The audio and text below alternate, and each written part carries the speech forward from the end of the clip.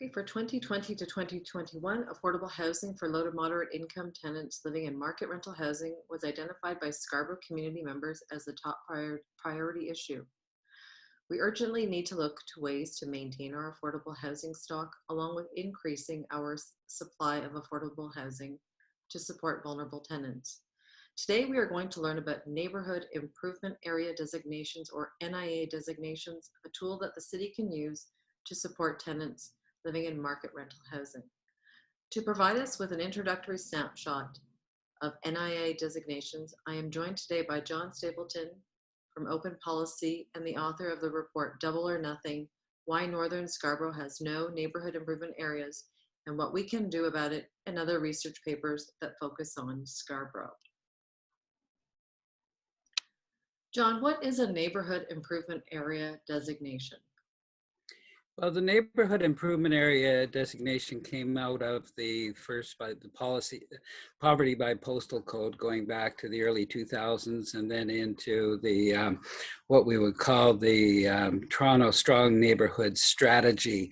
And what they did was basically define a neighborhood as requiring a different set of and new resources to activate people, to activate resources, and activate neighborhood friendly policies. And what they did was simply look at a number of different domains, as they call them, looking at economic opportunities, social development, participation in decision-making, healthy lives, and physical surroundings, and deciding that 31 neighborhoods in Toronto needed, extra help in terms of activating people, resources, and neighborhood-friendly policies. And so they put those additional resources into each of those 31 of the 140 neighborhoods that they considered not just low income, but needing extra supports.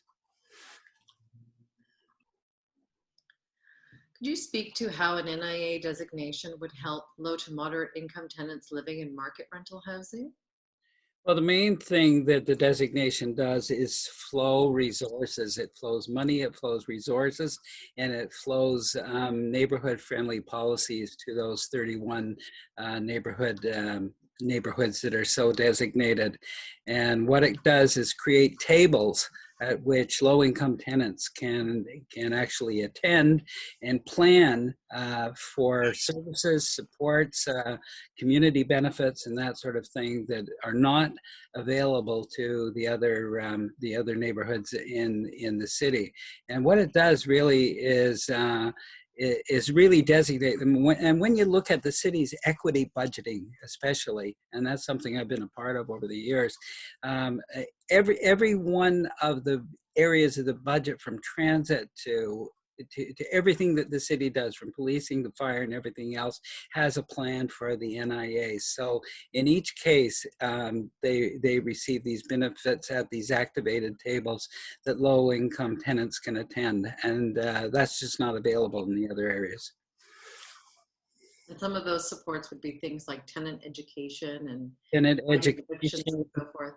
Funds to hold meetings, funds to hold forums, funds to do needs assessments, funds to generate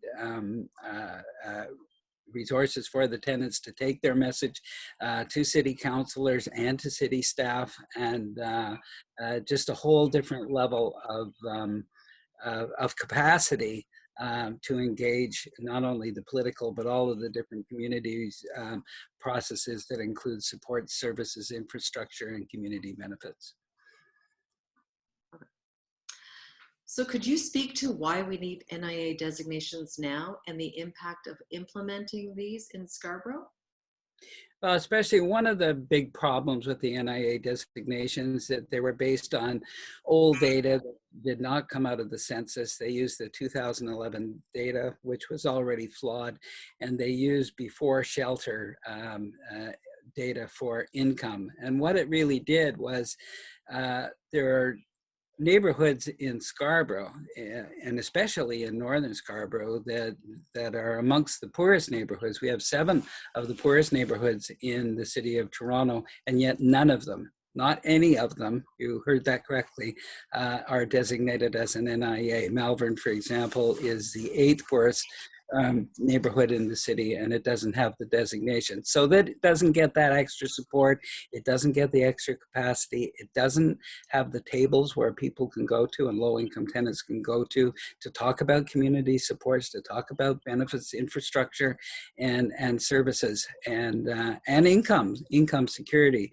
And the reason it doesn't is simply because it doesn't have, Northern Scarborough doesn't have a lot of social housing, what we might call renter to income housing, because it was built at an earlier stage of Scarborough's development. And so what we find is a lot of really, really low income neighborhoods in Northern Scarborough that simply didn't qualify for the designation, and yet they are poorer than many of the communities that in fact did get the designation.